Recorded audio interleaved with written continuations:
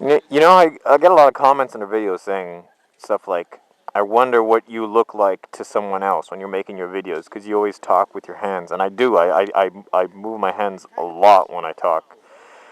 And you can't see it most of the time because my hands aren't in the video. They're beneath it, and they're still moving around beneath the video. If I'm talking, chances are my hands are moving, even if you can't see it or not. And I normally, if I'm not riding fast, then I'm riding with one hand on and the other hand's moving around.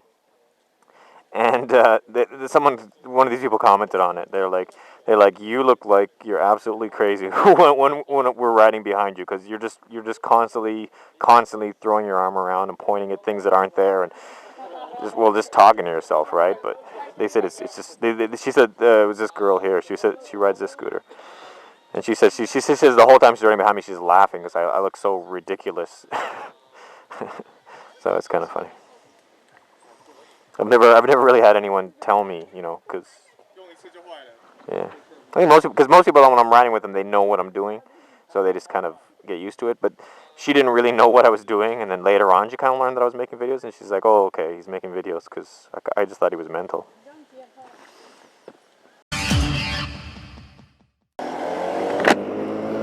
Hey guys, yeah, they just stopped again. That's the thing when you're riding with a big group, man. You just stop and you stop. Like, the bigger the group, the more stops you make, because like one person has to go to the bathroom, or another person runs out of gas, or this or that. It's just, yeah. Well, it's not always like that. You get the odd group.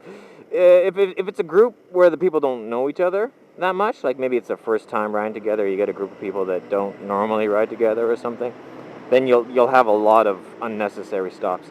But if you get like a group of guys that are all somewhat quick, a bunch of guys that are just fast, and they ride together, then it's different. Like, there's a group of guys I ride my Ninja with on, they meet very early, very early. Like, they meet at like 5 o'clock in the morning, so that means they got to wake up at like 4, and they meet at like 5, and then they cover up their license plates. They just use like duct tape and shit, and they just cover up their plates, and they just pick some good roads, and they just fly, and they don't stop, and they just ride for about an hour and a half straight, and just flying, and it's a lot of fun. And you'll see that on my private series. You won't see that on YouTube, but my 2011 private series will be coming up soon. So count your pennies. Is that how you say it? Save up your pennies? I don't know. Something to do with pennies. There's my dog, Babao.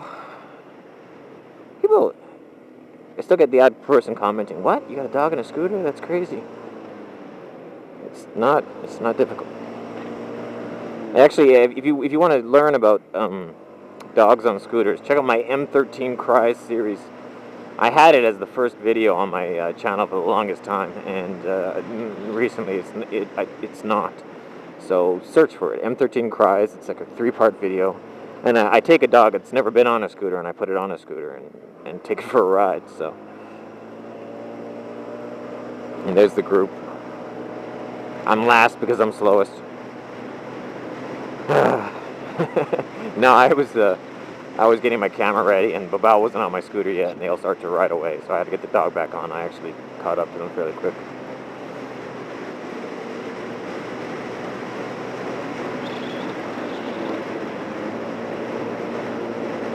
Oh my goodness, how the fuck?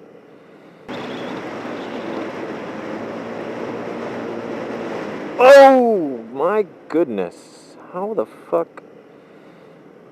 He didn't realize that people were stopping, and they got it on video as we pull up to the school. That is embarrassing. Oh, sorry, Babao. And there's like the teachers coming to meet our group. Oh man.